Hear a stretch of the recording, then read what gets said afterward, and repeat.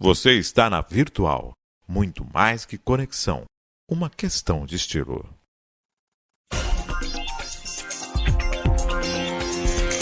Virtual News.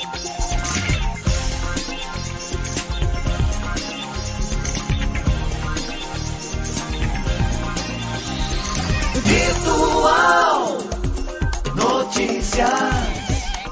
Traz a informação.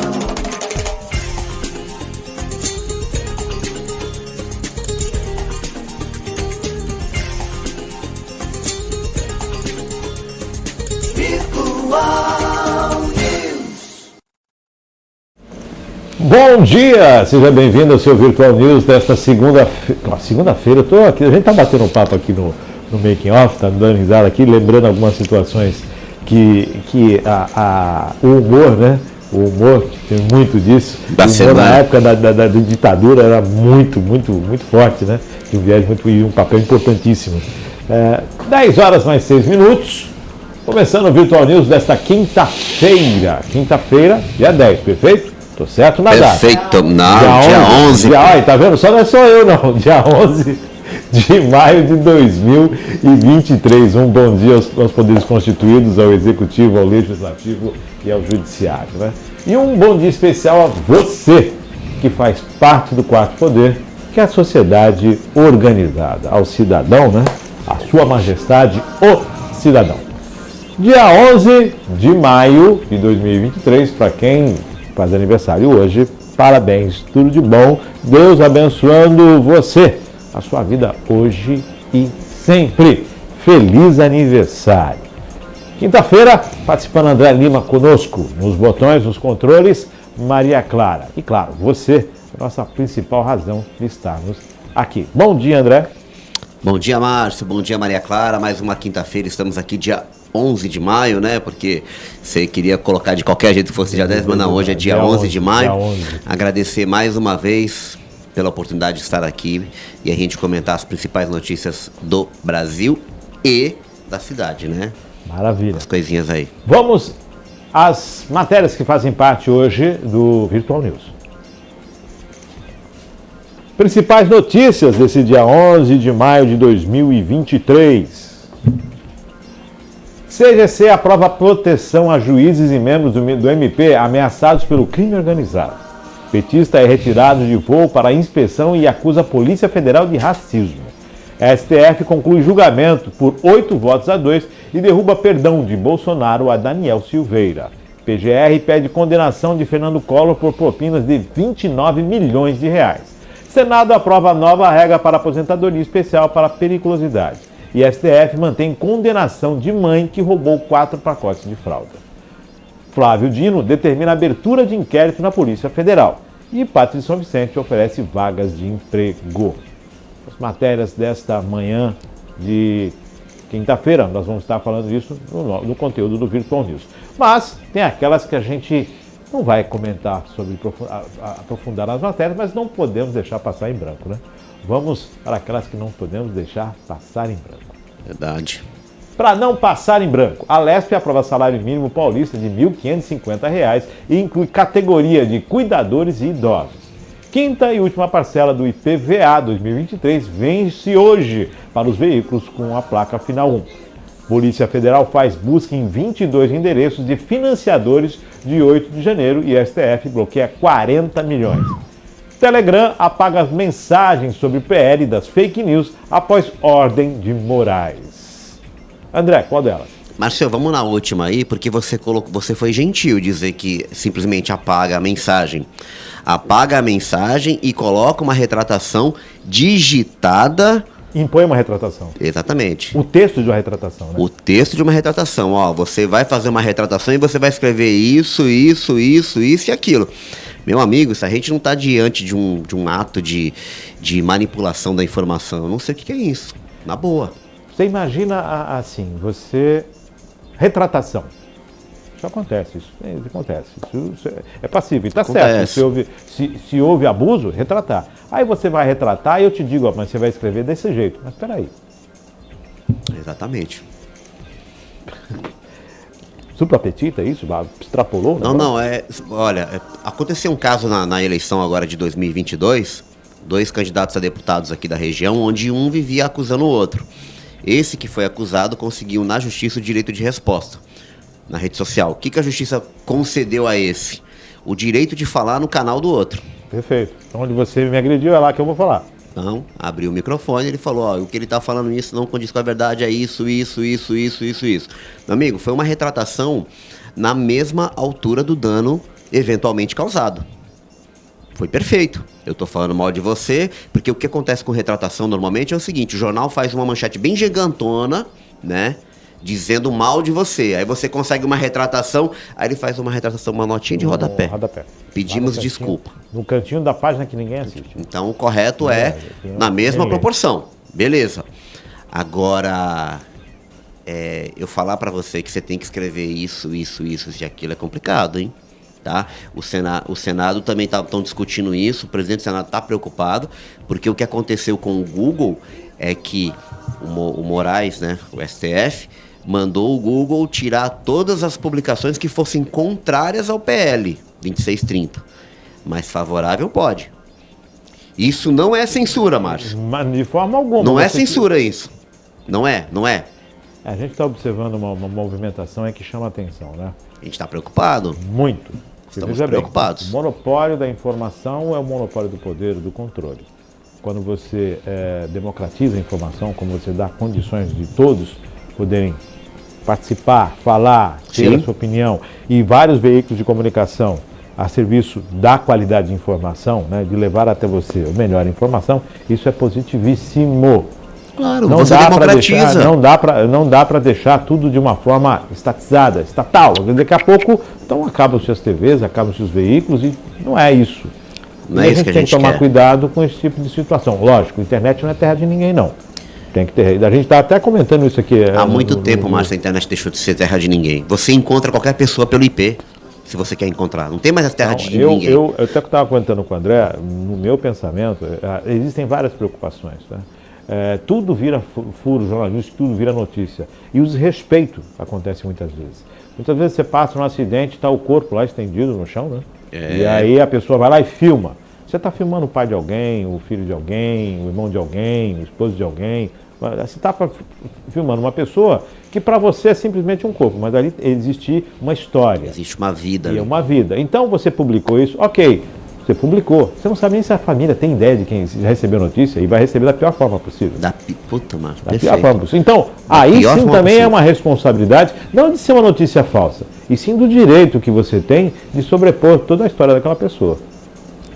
Tudo bem que uma notícia, quando ela é de domínio público, né? Existe uma expressão do domínio público, você pode publicar sem sofrer penalidades. Sim. Mas não você colocar juízo de valor. Se você coloca juízo de valor, você vai responder pelo que você disse. Não tem essa de, não, mas eu só peguei o vídeo e publiquei. Tá, eu posso publicar lá, olha, acidente na avenida tal, ponto. No caso do Guarujá, nós tivemos um linchamento há anos atrás devido a uma questão de publicação. Uma publicação e confundiram uma moça, né? Isso, nós tivemos uma questão. Uma semana atrás, houve uma situação em que um vídeo tratou de um acontecimento e consideraram como fake news. Os desdobramentos estão acontecendo, as investigações estão seguindo e estão mostrando um outro universo. Exatamente. Então, olha a situação, e aí muitos veículos, fake news, olha a situação que, né? E vamos aguardar. Por isso temos que tomar cuidado. Muito cuidado. Não vamos abrir mão do nosso direito de muito cuidado. Informação. O direito, ele acompanha a responsabilidade. Então eu creio que sim. Qual a origem do conteúdo, quem é responsável por ele. Você quer publicar? Você quer ganhar like? Você quer fazer? Beleza, você tem a responsabilidade disso. E você... E aí, Márcio, outra coisa, Márcio, lá o caso do deputado Daniel Silveira. Sim.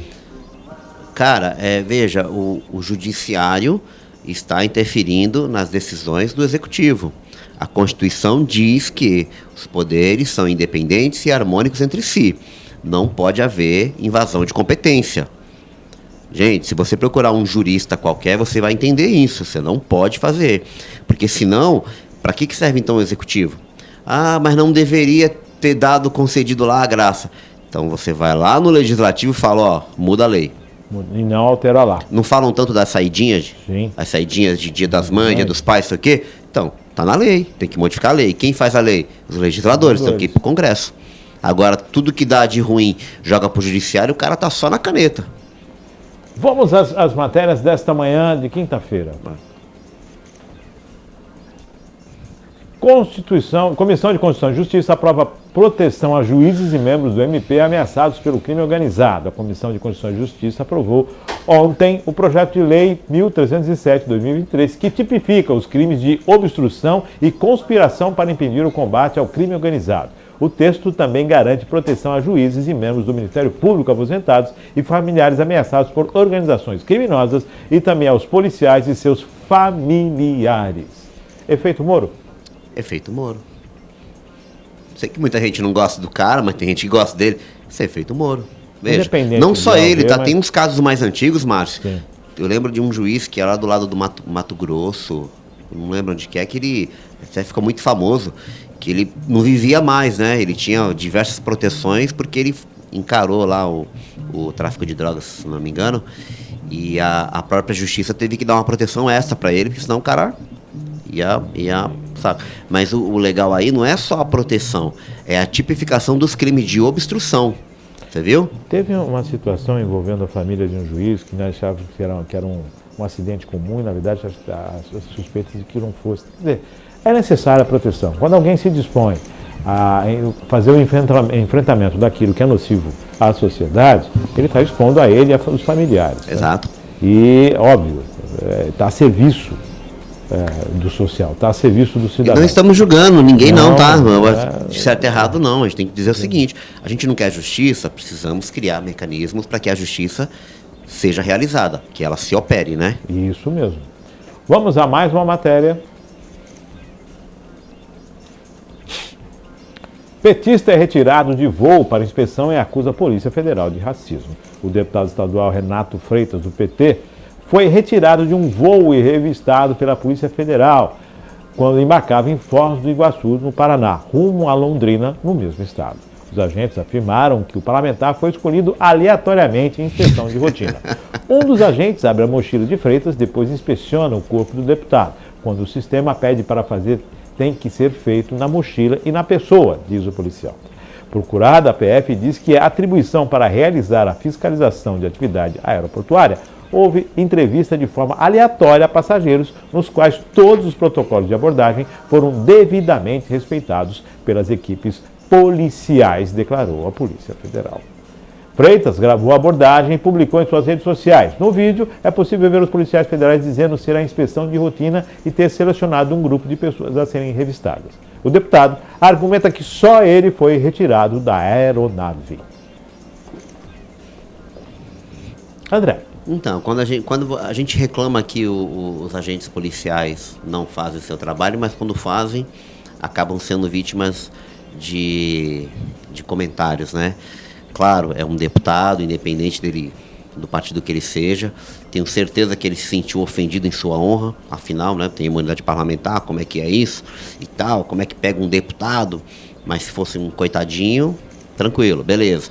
Se ele foi retirado da aeronave, foi por algum motivo. De repente, ele pode ter ficado mais indignado. Eu não vi esse vídeo. Eu também não cheguei a Eu não vi esse vídeo, mas dizer que só ele foi retirado, você contradizer a ação dos policiais federais.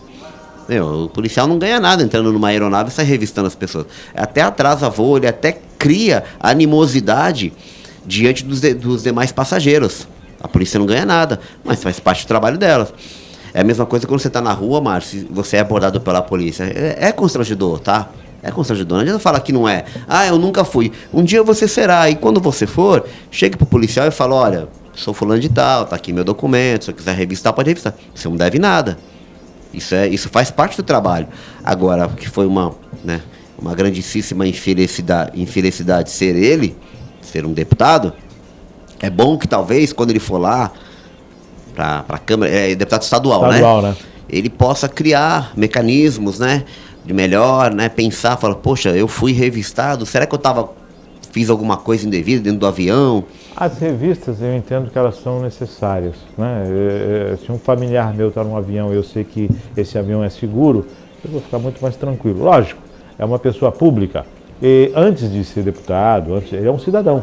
Ele é um cidadão, sim. Ele é um cidadão. Acho que até a matéria, quando for essa aqui, o petista, eu acho que cria uma situação que, se colocasse um deputado da bancada... Quando falou petista, eu imaginei que fosse algum militante, mas não, é um deputado. É um deputado, né? Então, você é uma autoridade, você Identifique-se tem um mandato, como autoridade. Mas não está acima da lei. Não. Ninguém está acima da lei. Mas só identifique-se como uma autoridade. Aí se o policial falar, não, mas tem que revistar, ele diga, não, por favor, eu como deputado quero dar o exemplo, venha me revistar que você não vai encontrar nada. Pode me revistar. Não fazer uma espécie de vitimismo, né? Pô, a gente tem que... Vai ter desdobramento nisso aí, com certeza, né? Provavelmente ele vai falar no plenário. A Assembleia Paranaense vai falar a respeito, né? Ele vai falar Curitiba no plenário já sofreu, já houve aí, já está na polêmica aí com Gilmar Mendes, e agora mais essa. 10h21, vamos a mais uma matéria. STF conclui julgamento e, por 8 votos a 2, derruba o perdão de Bolsonaro a Daniel Silveira. O Supremo Tribunal Federal concluiu ontem o julgamento sobre o decreto editado pelo ex-presidente da República, Jair Bolsonaro, para perdoar a pena imposta ao deputado Daniel Silveira, seu aliado político, por ataques antidemocráticos. Os ministros derrubaram a medida que pretendia anistiar a condenação do ex-deputado. O plenário concluiu que houve desvio de finalidade no decreto. O placar foi de 8 votos a 2. Apenas os ministros André Mendonça e Cássio Nunes Marques, ambos indicados por Bolsonaro, divergiram. A maioria já havia sido formada na semana passada. O tribunal, no entanto, decidiu derrubar integralmente a medida. Daniel foi condenado a 8 anos e 9 meses de prisão pelo STF por defender pautas golpistas como a destituição de ministros do tribunal e a ditadura militar. Decano do STF, Gilmar Mendes, lembrou que é a primeira vez desde a redemocratização que o presidente concede a graça que não é a qualquer razão idônea que justifique a medida. André. O que falar disso? Então é o seguinte, meu amigo, destitui logo o Congresso, né? Acaba com a Câmara, o Senado, o presidente e entrega na mão dos ministros do STF, é ele que decide. Então determina lá na lei, perdão, mas não para isso, não para isso, não para isso, não para isso, não para isso. Mas você sabia que o próprio impeachment não tem um rol específico? O impeachment não tem. Pode abranger. Eles se baseiam nos precedentes históricos e no regimento interno da casa, que pode ser alterado a qualquer momento. Qualquer momento, qualquer pedido de impeachment. Qualquer pedido de impeachment, se o presidente achar que deve levar a plenário, ele leva. A atribuição do presidente, ele pode faltar a qualquer momento. Ele que escolhe, não existe nenhuma ordem. Entendeu? Tudo bem, existem projetos que são de caráter de urgência que você precisa colocar na frente. Mas se a situação política for favorável a impeachment alguém, você coloca. Deu entrada, aceitou o pedido, segue. O pedido segue. Vamos lá. 10h mais 23 minutos. Daniel Silveira deve voltar, né? Meu amigo. 10h23, vamos a mais uma matéria. PGR pede condenação de Fernando Collor por propinas de 29 milhões. A Procuradoria-Geral da República defendeu nesta quarta-feira, ontem, a condenação do ex-presidente Fernando Collor a 22 anos e 8 meses de prisão. Ele responde a uma ação penal por corrupção passiva, organização criminosa e lavagem de dinheiro, aberta a partir das investigações da Operação Lava Jato. O ex-presidente foi acusado de receber mais de 29 milhões em propinas entre 2010 e 2014, em troca do direcionamento e do superfaturamento de contratos da BR Distribuidora. Ele nega as acusações. A denúncia afirma que Collor, na época senador, tinha influência política na estatal e fez indicações estratégicas em diretorias na tentativa de aparelhar a empresa. O senador da República, é evidente que ou qualquer político tem contatos e pode até indicar nomes. O problema é indicar e solicitar vantagens disso, defendeu mais cedo o vice-procurador da República, a vice-procuradora da República, Lindora Araújo. O Supremo Tribunal Federal deve começar a decidir nesta quinta-feira, dia 11, se condena o ex-presidente. A ação será debatida em sessão presencial no plenário. O relator é o ministro Edson Fachin. As defesas vão falar amanhã. E aí? Caras pintadas nas ruas, né? A gente falou de impeachment, olha aí. Um cara que foi impeachmentado aí. Impeachmentado, é senador, e agora tem a questão da PGR. Lógico, transitou em julgado, agora vamos. Não, agora que tem o julgamento. É que, Márcio, eu sinceramente não sei como é que funciona o processo, né? O processo de julgamento. Na verdade, todo o processo, o andamento de um processo quando se envolve um ex-presidente, um ex-senador, eu não sei bem, porque quem fez o pedido aí foi a Procuradoria-Geral da República. Perfeito. Né? Então, da Procuradoria, pela ordem de competência lá, pelas instâncias, ele tem que recorrer ao STF. Que já começou. Então é o que a gente chama de competência de segundo grau, ela já começa no segundo grau. Eu não sei se hoje volta pela tramitação, acho que já é o julgamento, né? Não, mas ele ainda ele está em fase de... O PGR pediu a condenação. Sim, aí agora... Quem tem o poder de condenar é o judiciário. Então o judiciário vai estar analisando o pedido da condenação, amanhã a defesa que fala. A defesa vai falar, vai apresentar provas e tal, e vai indo, né? Vai indo, então, Lava Jato, que estão tentando... Márcio, eu ouvi uma coisa essa semana que eu fiquei preocupado, mano. Uma coisa da CNN, tava duas pessoas debatendo, e um falou que o governo está tentando reescrever a história. Estão tentando reescrever a história, estão tentando desconstituir tudo que a Lava Jato nos revelou, tá? Inclusive, fazer só uma menção rápida para ver que a gente não é bobo. A Marina Silva, quando ela saiu candidata em 2018, ela foi contestada porque que em 2014 ela apoiou a Aécio Neves. Ela respondeu que, após a Lava Jato, nos permitiu trazer informações que à época ela não tinha. Então, por isso que ela apoiou a Aécio Neves lá e agora não apoiava. E hoje, ela... Está internada, né, inclusive. Está internada? Está internada. Cara, melhoras para ela que eu gosto dela.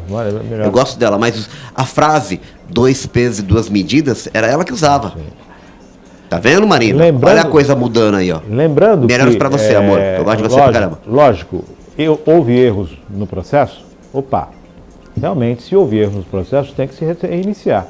Sim. Está constatado, houve erros, então recomeça lá e faz direito. Até para se limpar o nome de pessoas que podem ter sido acusadas erroneamente. Sim. Mas, então, até para se fazer isso, até para se esclarecer. Os caras estão querendo apagar, então quer dizer que aquele dinheiro que a gente viu foi tudo fake news, é isso? O presidente fora do país está sendo preso. De outro país está sendo preso, foi preso por uma denúncia de Odebrecht. Então, não, cara, então, surreal. Se há irregularidades no processo, não pode ter, concordo plenamente, tem que ser mantido todos os direitos. Surreal, Márcio. Mas isso graças à internet, tá? A Globo golpista, que depois virou Fora Globo, agora virou Globo Lixo, entendeu? Porque os lados estão se invertendo. E se a gente não tivesse um contraponto para descobrir qual que é a verdade? E aí? Já pensou? O pessoal esquece disso, né? Vamos lá. 10 horas mais 28 minutos. É estável, né? Obrigado, Maria Clara. Obrigado. Você pode virar o microfone para você, pode dar suas informações. Ela tá de Covid? Covid-19. Então, umas 2 que semanas. Ela melhore, que bom. Está melhorando. Vamos a mais uma matéria. Senado aprova nova regra para a aposentadoria especial por periculosidade. Nós falamos ontem aqui que o Senado ia analisar a matéria e hoje trazemos a análise do Senado. O Senado aprovou, nesta quarta-feira, o projeto de lei complementar que regulamenta a aposentadoria especial por periculosidade. O texto da PL 245 de 2019, do senador Eduardo Braga, do MDB, estabelece critérios de acesso a segurados no regime geral da Previdência Social, o RGPS, expostos a agentes nocivos à saúde ou a risco pelo perigo iminente à profissão e resolve questão que ficou pendente desde a reforma da Previdência em 2019. A proposta, que recebeu o voto favorável de 66 senadores e nenhum voto contrário ou abstenção, segue para a Câmara dos Deputados. Para os filiados antes da reforma, são 3 possibilidades dentro da sistemática de pontos. A primeira é que a soma de idade e o tempo de contribuição de 66 pontos com 15 anos de efetiva exposição. A segunda é a soma de 76 pontos com 20 anos de efetiva exposição. E a terceira é a soma de 86 pontos com 25 anos de efetiva exposição. Isso para quem já estava no regime antes da reforma. Para os filiados depois da reforma, não há um sistema de pontos, mas regras de idade mínima. A primeira é de 55 anos de idade, com 15 anos de exposição efetiva. A segunda é de 58 anos de idade, com 20 anos de exposição efetiva. E a terceira, de 60 anos de idade, com 25 anos de efetiva exposição. A matéria estabelece a obrigatoriedade da empresa na readaptação desses profissionais com estabilidade no emprego após o tempo máximo de exposição a agentes nocivos. O texto também prevê uma multa para empresas que não mantiverem registros das atividades atualizadas. A fonte é a Agência Senado. Não, isso aí, Márcio, é o que a gente chama de regra de transição, tá? São as pessoas que eram filiadas antes da vigência da reforma da Previdência. Então, tem regra de transição, que é a soma de pontos, idade, mais tempo de atuação. No caso da periculosidade, ele é um pouquinho... ele reduz o tempo de atuação, soma o risco de exposição ao agente nocivo, aí você tem lá graus de exposição, médio, baixo e alto risco, se eu não me engano, e soma com a idade, porque acaba se aposentando mais cedo. A gente chama de apostadoria especial, sim, mas na verdade é uma apostadoria porque, dependendo do agente, lógico, reduz o tempo de vida da pessoa. É um risco. E também tem aquela coisa que a pessoa confundem no termo jurídico, periculosidade com insalubridade. Né? A insalubridade é um dano que será causado com o tempo. Frentista, ele fica ali com a bomba, o vapor da gasolina? Mas aí, o que eu ia falar? Olha a confusão de insalubridade com periculosidade. A periculosidade é perigo de risco iminente. O posto de gasolina pode explodir. E ele está ali e está respirando o vapor da gasolina. Então eu não sei como é que eles resolvem, se o cara quando se aposenta pela insalubridade ou pela periculosidade. Porque eu acho que ele se qualifica nos dois e tem uns critérios que eles são quase equivalentes. Provavelmente a lei deve permitir que ele escolha a melhor forma. A melhor forma. Então tá aí. Uma vitória para o trabalhador. Não é aquilo que almejavam. Não, e outra coisa aí que tinha, isso não tinha novidade, de que a empresa é obrigada a reabilitar a pessoa. Perfeito. Né? Passou os 15, 20 anos, se você não se aposenta que depende muito do agente nocivo, né? Veja, o cara que trabalha com rede de tensão, ele trabalha nas alturas. E ainda... Entendeu? Ele se aposenta novo, né? De idade ele se aposenta novo. Mas é o seguinte, cara, é risco de morte todo dia, né? Todo dia. 10h33, vamos a mais uma matéria. Mais uma matéria. Bem dinâmico hoje. STF mantém condenação de mãe que roubou 4 pacotes de fralda. Cara, isso é... O ministro André Mendonça, do Supremo Tribunal Federal, negou aplicar o princípio da insignificância ao caso da mulher, mãe solteira de 3 filhos, condenada a 1 ano e 2 meses de reclusão pelo furto de 4 pacotes de fraldas avaliados em R$120, produtos que foram devolvidos. O crime ocorreu em 2017 em Montes Claros, Minas Gerais. O magistrado entendeu atender um pedido secundário da Defensoria Pública e autorizou que a mulher cumpra a pena em regime inicial aberto, quando o custodiado trabalha ou estuda durante o dia e é recolhido somente à noite e nos dias de folga. O despacho foi dado no bojo de habeas corpus impetrado contra a decisão do Supremo Tribunal de Justiça. A Corte negou absolver a condenada sob o entendimento de que o princípio da insignificância não se aplicará a caso de reincidência. Antes, o Tribunal de Justiça de Minas Gerais também negou reverter a condenação imposta em primeiro grau. Ao analisar o caso, Mendonça indicou que a jurisprudência do STF é de que a reincidência não afasta por si só a aplicação do princípio da insignificância. No entanto, pontuou que o STJ levou em consideração 2 outras condenações de ré por crimes contra o patrimônio, o furto e receptação, ao manter a condenação. Neste contexto, o ministro entendeu que o valor dos bens que a condenada tentou furtar não é ínfimo, uma vez que o valor dos pacotes de fralda era de R$120, o equivalente a mais de 10% do salário mínimo vigente em agosto de 2017, que era de R$937, quando o crime ocorreu. Por outro lado, Mendonça ponderou que os bens não têm valor elevado e que a pena imposta à ré é inferior a 4 anos. Nessa linha, invocando a proporcionalidade, o ministro definiu o regime aberto para cumprimento da pena. Márcio, desculpa perguntar, mas quantos anos ela foi condenada? Eu acho que eu Volta perdi. lá, acho que foi condenado. Volta pra gente, Maria Clara, pra gente poder estar acompanhando. Foi condenado, mais uma, por favor? Mais uma. Acho que é na primeira. Foi condenada a 1 ano e 2 meses de reclusão pelo furto 1 ano de e 4 2 pacotes meses de fralda. reclusão. Mas aí você vê, né? A questão da matéria, a gente precisa, antes de comentar, ter certeza do que está falando.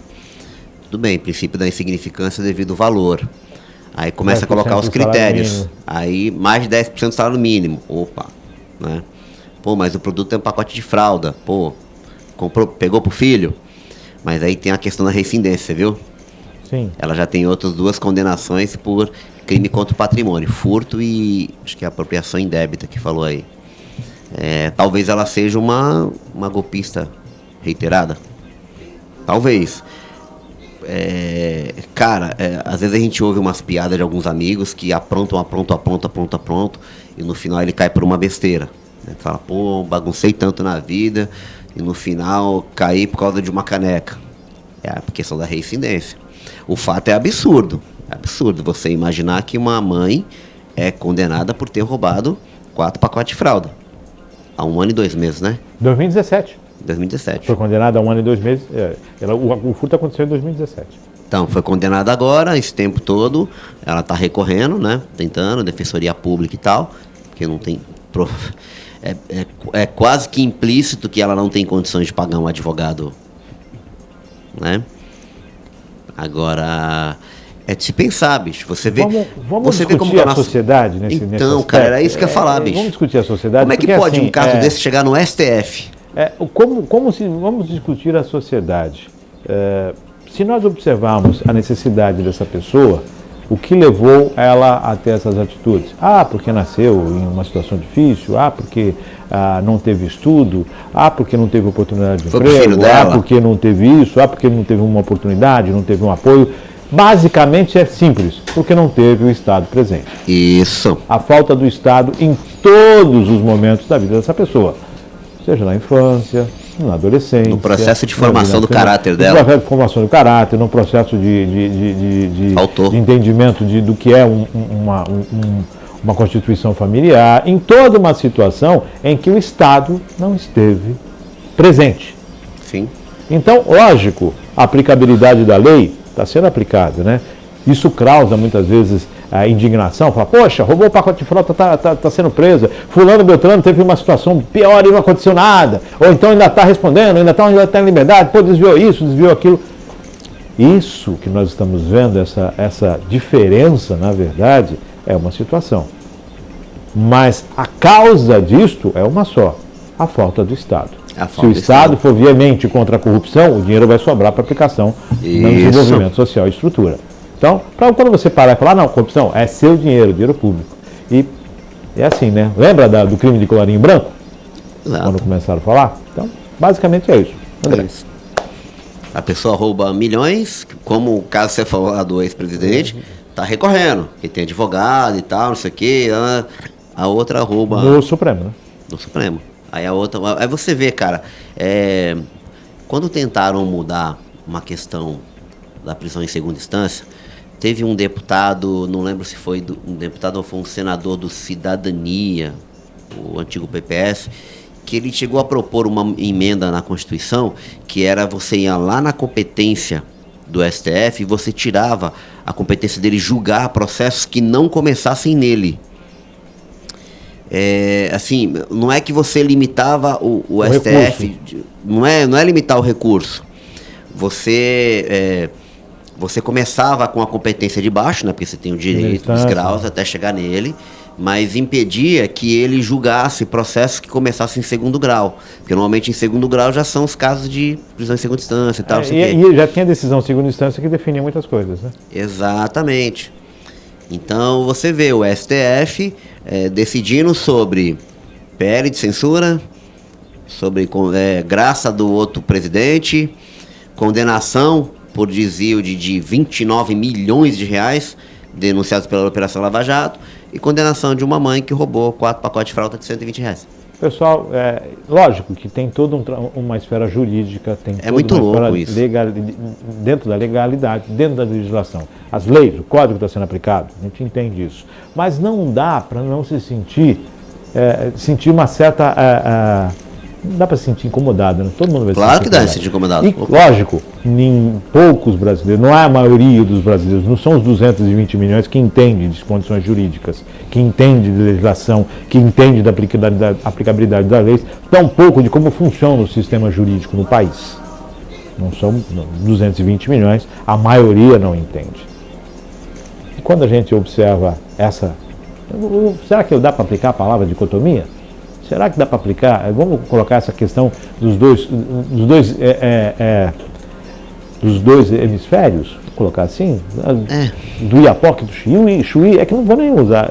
Vamos colocar essa condição de diferenciação dos dois pontos dentro de um mesmo país. Nós temos aqui um senador, um ex-presidente da República, e nós temos aqui uma senhora, mãe de família, cometeu delitos, um cidadão cometeu delitos, a lei está aí, e condenada. Você pode ver que a condenação dela será muito mais dura do que a condenação que eventualmente o senador vai ter. Isso dentro do que é colocado para o cidadão, isso causa uma indiferença, causa um sentimento aí, né, que se incomoda, né? E todo mundo se incomoda. E, graças a Deus, a internet está permitindo que a gente possa falar a respeito disso. Perfeito. 10h41, vamos a mais uma matéria. Flávio Dino determina a abertura de inquérito na Polícia Federal. Ontem, o ministro da Justiça e Segurança Pública, Flávio Dino, determinou a abertura de um inquérito na Polícia Federal para investigar o escândalo das manipulações em apostas esportivas do futebol brasileiro. A informação foi confirmada pelo próprio ministro. Minutos depois, o STF emitiu uma nota para informar que enviou um ofício à Presidência da República e ao Ministério da Justiça. O documento pede que a Polícia Federal entre no caso para centralizar todas as informações a respeito da investigação. A entidade também aproveitou para comunicar que não há qualquer possibilidade de o Campeonato Brasileiro ser suspenso. O Ministério Público de Goiás denunciou 16 pessoas, sendo jogadores e apostadores com envolvimento em manipulação das apostas esportivas investigadas na segunda fase da operação na penalidade máxima. Todas as denúncias já foram aceitas pela Justiça e os jogadores vão responder pelas práticas de organização criminosa, como pena de 3 anos e 8 meses e multa, além da corrupção ativa, que possui pena de 2 a 12 anos. O esquema com a máfia de apostadores envolvia receber cartões ou cometer pênaltis. Os jogadores denunciados são Eduardo Balmer, do Santos, Gabriel Tota, do Ipiranga, Rio Grande do Sul, Vitor Ramos, do Chapecoense, Igor Carius, do Sport, Paulo Miranda, sem clube, Fernando Neto, do São Bernardo e Matheus Gomes, também sem clube. Na primeira fase de operação, outros 8 jogadores já haviam sido denunciados. Só para fazer uma adendo, André, como é que fica? Nós tivemos tem a loteria esportiva, né? Os jogos, não tem? Os 3 jogos, o pessoal aposta lá nos jogos. Quando houve uma manipulação de jogos, como é que fica aquele concurso? Não, acho que não altera nada. Cara, eu vi essa matéria aí, porque soltaram, né, uns prints das conversas desse primeiro que você falou, Paulo Bauerman, que é jogador do Santos. Era, né, acho que também já mudou de time já. E ele falando com a pessoa cobrando ele, falando que ele não tinha feito o que tinha combinado, né, que tinha feito um investimento alto e que estava no prejuízo. E ele retorna dizendo que, poxa, eu não quero problema com você. A minha esposa está esperando mais um bebê, eu tenho mais 2 filhos, eu tenho medo de morrer. Então eu vou resolver da melhor forma possível. Aí o cara fala para ele, mas você então, já que você não vai poder fazer, você não tem ninguém aí que você possa conversar para poder cumprir o acordo? E fala, amanhã vai ter treino e talvez tenha algum que eu vou falar pessoalmente e te dou um retorno. Meu amigo, isso é inacreditável, cara. Vou te falar que é inacreditável. Polícia Federal entrando no caso, CBF entrando na linha também. Exatamente. Polícia Federal identifica e tira fora. Identifica, porque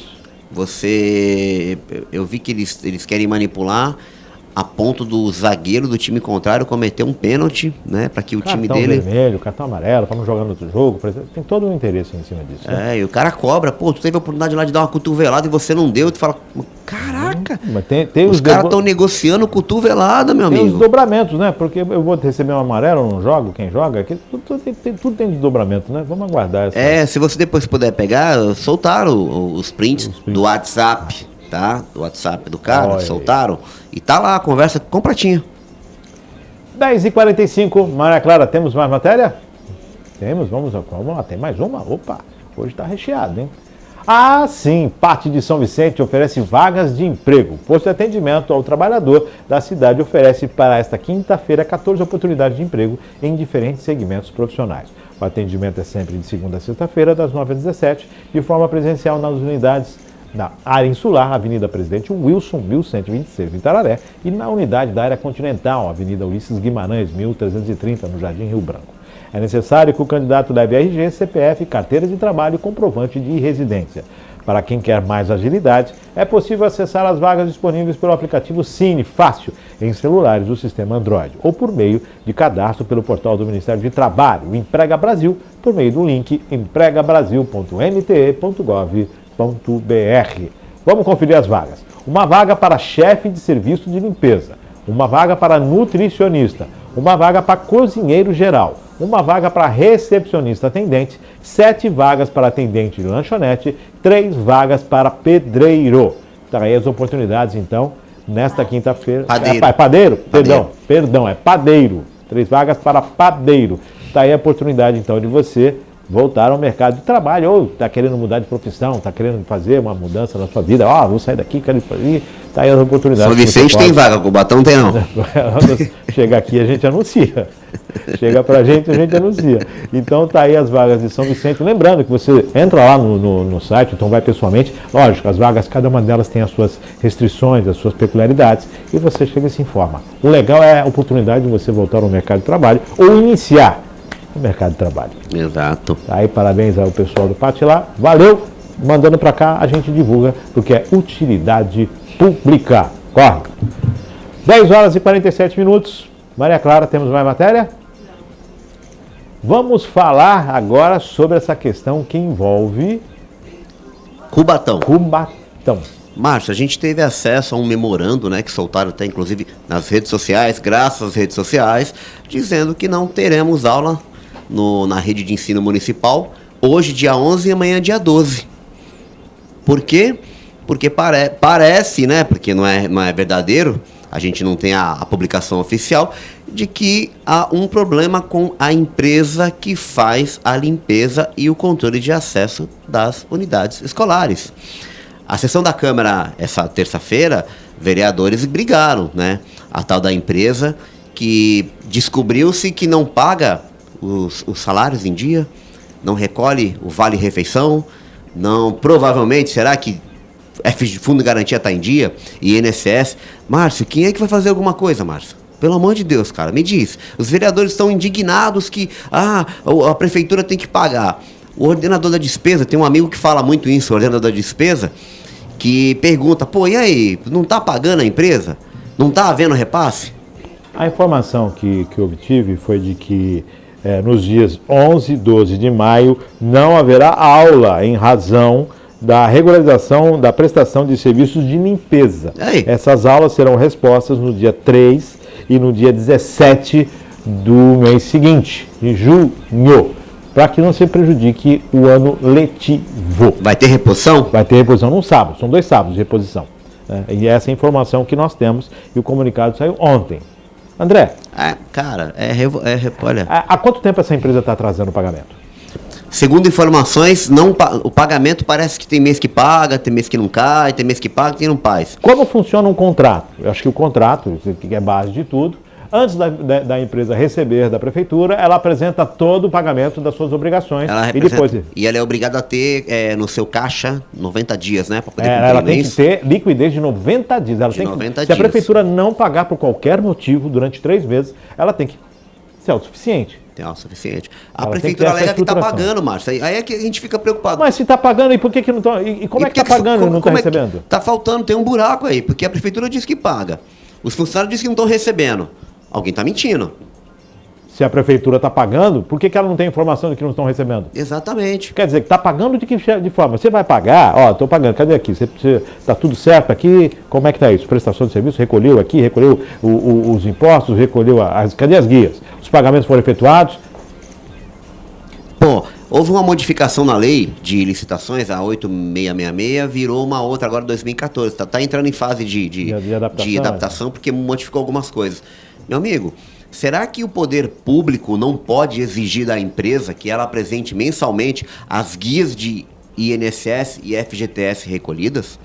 Porque é o seguinte, se a empresa não recolher o FGTS, tem alguma coisa errada.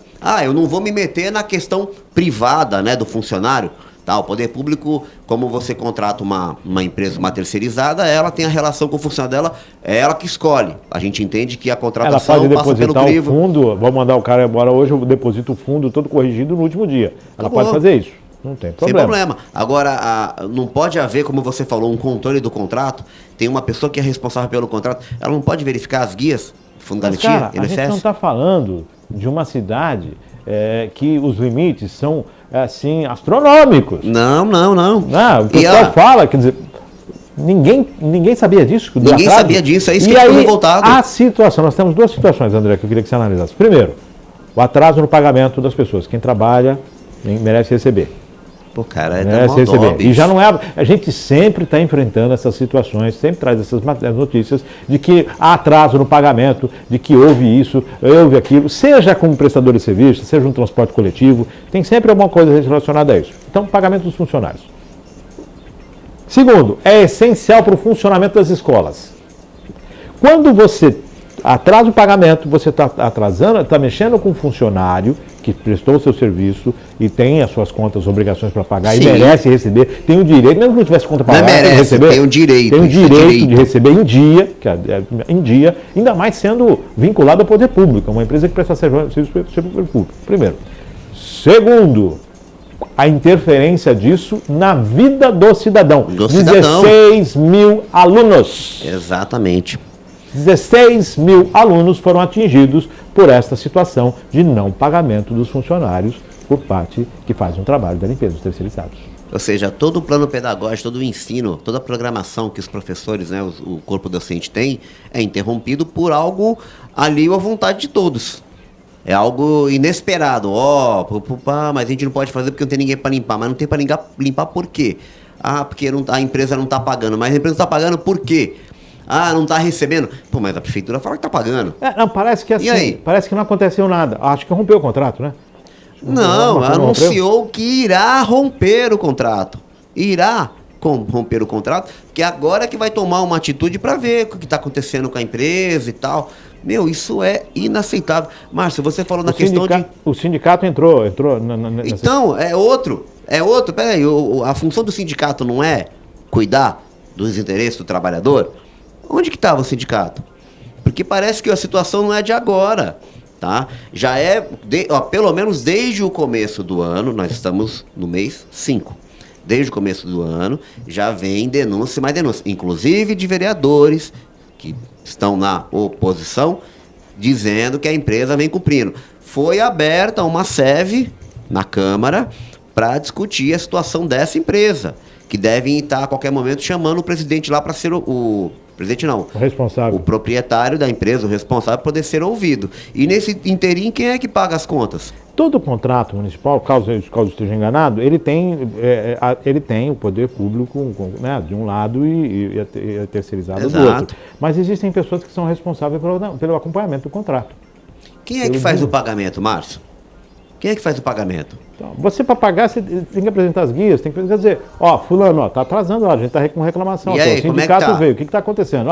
Chama a empresa para fazer a gente. Porque se a pessoa falar assim, mas eu estou atrasando o fundo de garantia, mas estou pagando... Pô, mas se você está atrasando o fundo de garantia, sua empresa está com problema. Porque você está debitando dele e você não está pagando. E você não está pagando. Tudo bem que você pode depositar no último dia. Você mandou embora, tem que depositar tudo. Okay. Não, depositar. Não, peraí. As obrigações trabalhistas são mensais. Tem que depositar o fundo de garantia do cara até o 8º dia. 8º dia útil. Não estou falando de rescisão contratual. Rescisão é outra coisa.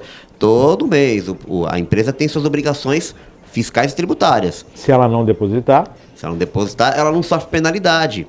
E o funcionário só fica sabendo quando ocorre a rescisão, como foi que aconteceu com a Cursan. então, ela não sofre penalidade. Então, o que você aproveita? Não, a gente não tem penalidade, você não vai depositando. No final da rescisão, você deposita tudo, mas há casos em que as empresas não depositam, fica E toda se a aquela empresa situação. quebrar, Márcio? Como é que fica? Quem é que paga? Tem um residual que é necessário em todo contrato que o poder público mantém como uma forma de garantia.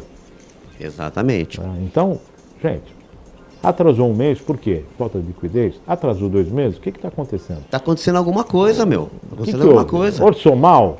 Ganhou abaixo do executável? Fez uma licitação com valor baixo para poder ganhar? Pra ganhar, E agora houve- agora percebeu que é inexequível? Olha que bonita palavra. É inexequível, né? Inexequível. Ou como tá precisando de uma readequação Readequação, contratual. precisa adequar as planilhas. O que acontece, né? E aí, nesse São 2 daí, como anos, é que os faz? contratos vencem anualmente. Ô, Márcio, eu só queria fazer uma colocação, cara, que aí Ó. para você entender a extensão desse fato. Só para a gente colocar, que não estou passando pano para ninguém, não. Só Não, para a não, gente tem fazer uma pano. análise de assim. Muita coisa pode acontecer durante um período com uma pessoa jurídica. Sim. Ela pode estar ali toda ok, tudo certinho, de repente acontece um problema no meio do caminho e ela toma um prejuízo financeiro que tira ela da condição de equilíbrio. E ela vai tentar se reestruturar, aquela situação toda. Tudo isso pode acontecer. Sim, um acidente de trabalho. Um acidente de trabalho, uma outra situação, um prejuízo maior, um contrato que não deu certo, uma aplicabilidade de ação uma multa, trabalhista que uma ação pode trabalhista. deixar o caixa baixo. Tudo coisa. isso é passível. Mas para tudo isso, a empresa tem que estar preparada. Exato. Agora, o que não dá é para deixar o funcionário Sem sem receber. E o que não dá são 16 mil alunos sem aula. Ah, mas vai repor. E o que o aluno faz? A mãe faz com o aluno hoje. Quem está trabalhando tem que correr para deixar com o tio, com o pai, com o avô, com quem tem filho na creche, quem tem filho na escola, que tem todo o horário regrado. Por quê? Hoje e amanhã, o pessoal trabalha. Exato. E aí são os reflexos que você atinge a população. Entendeu? Como é que. A gente viu um caso de uma conhecida, ela até fez uma publicação muito bonita do filho dela, que tem autismo. Ela declara isso. Presente pro Dia das Mães. Que o menino estava ensaiando para ter uma apresentação amanhã, sexta-feira, do Dia das Mães, para cantar uma música em homenagem à mãe. Ela disse que o filho nunca conseguiu participar porque tem dificuldade de comunicação e ia ser a primeira vez que a criança ia participar. Cara, veja, a gente precisa entender a extensão das nossas decisões. Aí o menino chegou em casa, acho que foi ontem, aí falou: mamãe, eu não vou mais cantar. Mas por quê? Pô, a mãe tava super feliz, meu filho vai Participar, vai integrar. Não é o evento em si, é uma fase do desenvolvimento dessa criança que foi interrompido. Tá? Tô falando agora como pedagógico, né? De forma pedagógica. Veja, a criança ia ter a primeira oportunidade de se apresentar em público, aumentar a sua interação com seus amiguinhos e não vai acontecer. O que a mãe fez?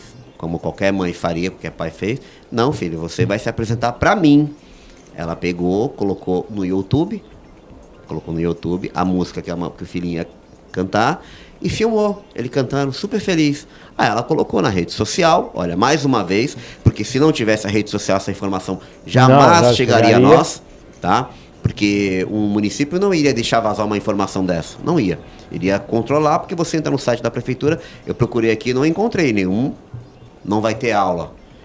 Foi um memorando que foi entregue nas escolas para avisar. Circular os pais. Não teve uma publicação no sítio Não da teve prefeitura. não teve uma manifestação oficial. Entendeu? E ela colocou, o menino cantou e ela postou a sua indignação. Falou: olha, eu estava super feliz aguardando que meu filho fosse fazer isso. E não só o meu filho, todas as crianças estavam se preparando para se apresentar no Dia das Mães. Acabou, não vai ter. Vai repor esse dia? Dia das Mães? Vai ter apresentação? reposição do Dia das Mães? 3, no dia 16, só se for no Dia dos Pais. Se não tiver greve. Vão cantar 2 vezes. Vamos lá. 16 mil alunos, mais os funcionários, né? Mais as famílias dos alunos. Sim. E toda uma situação que envolve o serviço público, do qual a responsabilidade de fiscalização da contratante tem que ser exercida. E já houve um apontamento por parte do Legislativo. Quer dizer, gente, precisa desenhar? Não precisa, cara. Não precisa. Se está acontecendo uma SEV na Câmara a respeito desse tema, poxa, já não era para ter tomado uma decisão? Dá para simplesmente olhar e falar: não, aconteceu, André? Não dá, pô. Não dá, gente. Desculpa, não dá. Não tem como, não tem condições. E isso não é você tentar, de repente, se engrandecer diante de um fato específico. Não, é que isso parece que é corriqueiro. Eu falei com um amigo ontem, ele falou assim, André, ele citou uma parte da música do Renato Russo, né? Eu vivo o presente... Não, Renato Russo não, do Cazuza, né? Eu vivo o presente repetindo o passado. Avança a escola. Legal, vamos Aí eu avançar brinquei com ele e falei assim, não, é um ciclo sem fim, Simba.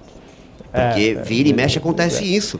Avança a escola, não é avança a educação, avança a escola, não tem esse projeto de aceleração aí? Exatamente. Aceleramos bem, hein, Ayrton? Não, tá show de bola. Aceleramos bem, hein? Rubinho que me perdoe, né? Não, eu não ia falar o Rubinho, mas você falou o Rubinho. É um carinho que todo brasileiro tem com o Rubinho. Não, ele Rubinho é espetacular. Um cara sensacional. Mas Espetacular. fica aí para nossas autoridades, pô, cara, vamos olhar isso com certeza, gente. Pelo amor de Deus, meu. As crianças ficaram sendo. Aí depois não sabe por que as crianças não têm desenvolvimento, não têm cultura, não têm educação, não têm nada. É por causa disso. Você começa com uma coisinha pequena. Respeito. Mas se eu não ter aula, porque não tem ninguém para limpar, cara. Isso é falta de respeito. É falta de respeito, meu. Pelo amor de Deus. Chegamos ao final, temos mais alguma coisinha hoje? Tranquilo, Maria Clara? André? Eu não vou recomendar você entrar no portal TPC, mas lá, se você entrar lá, a gente fez uma publicação. Você não vai recomendar, não? Recomenda. Não, eu digo porque a gente fez uma publicação no domingo mesmo sobre o plano diretor. Né? O pessoal entra lá, dá uma olhada. Eu consegui fazer um resumo bem bacana, tá, do conteúdo. Foi legal, alguns assuntos foram debatidos, questão dos caminhoneiros, a questão da construção civil, também alguns munícipes defenderam a parte das residências, né? O ponto de vista residencial e também o ponto de vista comercial.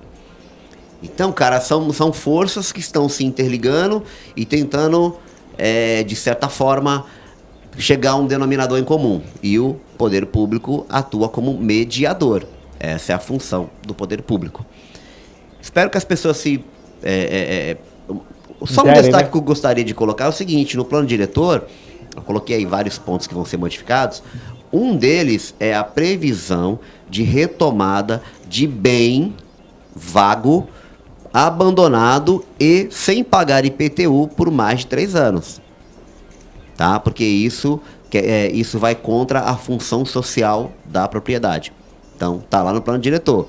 Tá com o imóvel abandonado? Fique esperto, hein?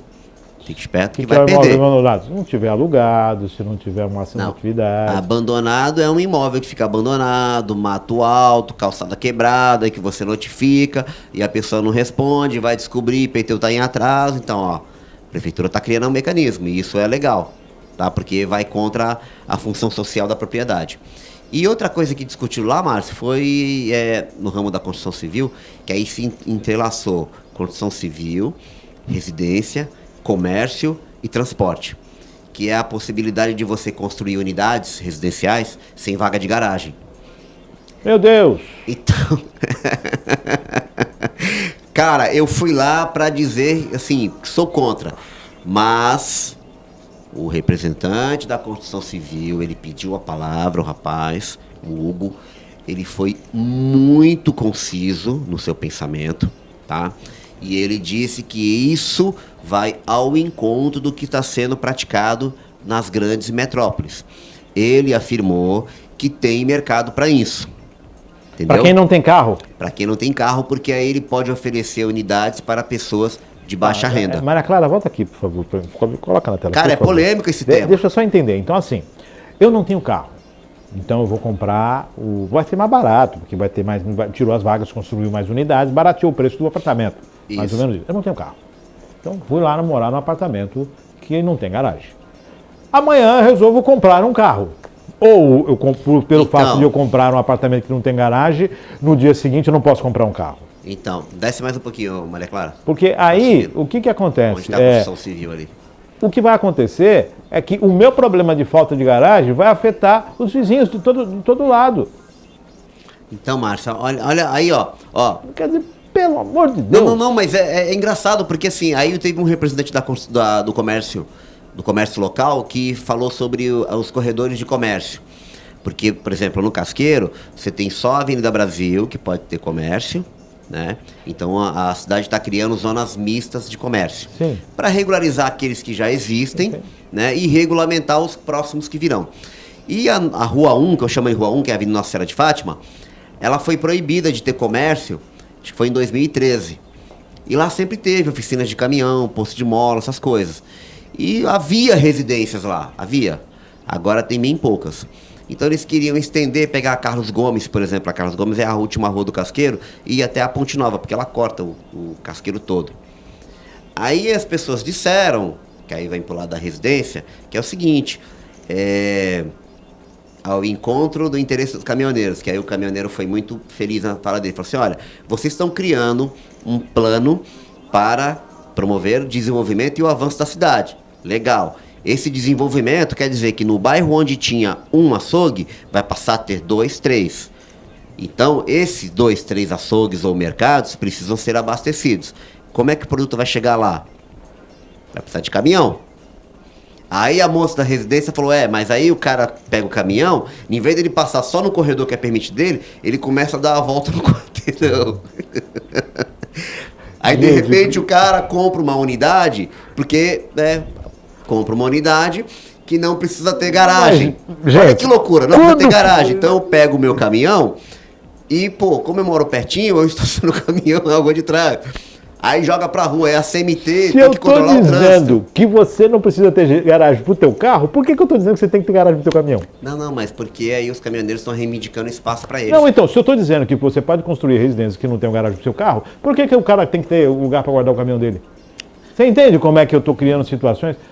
Gente, quando a cidade foi projetada lá atrás, o pessoal que projetou tinha uma ideia de trânsito, de composição, de entendimento, e colocou nas vias principais por essa questão. Vamos discutir o plano diretor em uma situação. Vamos pensar uma coisa para discutir caramba, o plano diretor e outra forma, porque já... Já deixei você tonto, né? Por isso que eu fiz essa publicação aí, que é para aguçar a criatividade, a curiosidade das pessoas.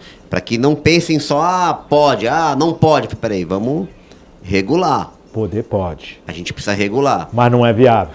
Exatamente. A questão retroportuária, eles vão liberar esses terrenos aqui onde tem a linha do trem, do lado de lá do trem, sim, que ali são terrenos particulares, tá? É que a gente vê como mangue, mas ali é terreno particular, então tem dono. Só que o cara não pode desenvolver nada porque a área não permite, questão ambiental, mangue e tal. Tem todo um impacto. Então eles estão prevendo como área de expansão comercial. 11 horas mais 7 minutos. Estamos encerrando? Encerramos. Mais uma vez quero agradecer a oportunidade, toda quinta-feira estar aqui. Um abraço para Maria Clara, que é a nossa salvaguarda, né? Nossa salvaguarda, ela que faz a coisa acontecer. Agradecer você também, a Virtual. E semana que vem estamos aí. Pessoal, quiser notícias, TPC Notícias, canequinha nova, bonitinha, né? Tá aí a canequinha, com QR Code. Com QR Code e tudo. Acessa lá que a gente sempre tem conteúdo de qualidade. Obrigado, até a próxima semana. Agradecendo a André, agradecendo a Maria Clara, agradecendo sempre a sua audiência. Daqui a pouquinho está à disposição o Drops, né? São os cortes do Virtual News que está à disposição no nosso site, também no canal no YouTube e nas redes sociais. Para quem acompanha pelo Facebook, grande abraço. Para quem acompanha o site também, grande abraço. Fique com Deus e até amanhã, 9h30 da manhã, a partir das 9h30 da manhã, se Deus... Sim, Maria Clara? As redes sociais, estão do lado aqui, né? Você está vendo aqui, as redes sociais? Do lado aí. Aqui, Tô tudo ladinho aqui, tá vendo? Aqui é assim, tá tudo do lado. 11h08, fique com Deus e até amanhã, se Deus quiser.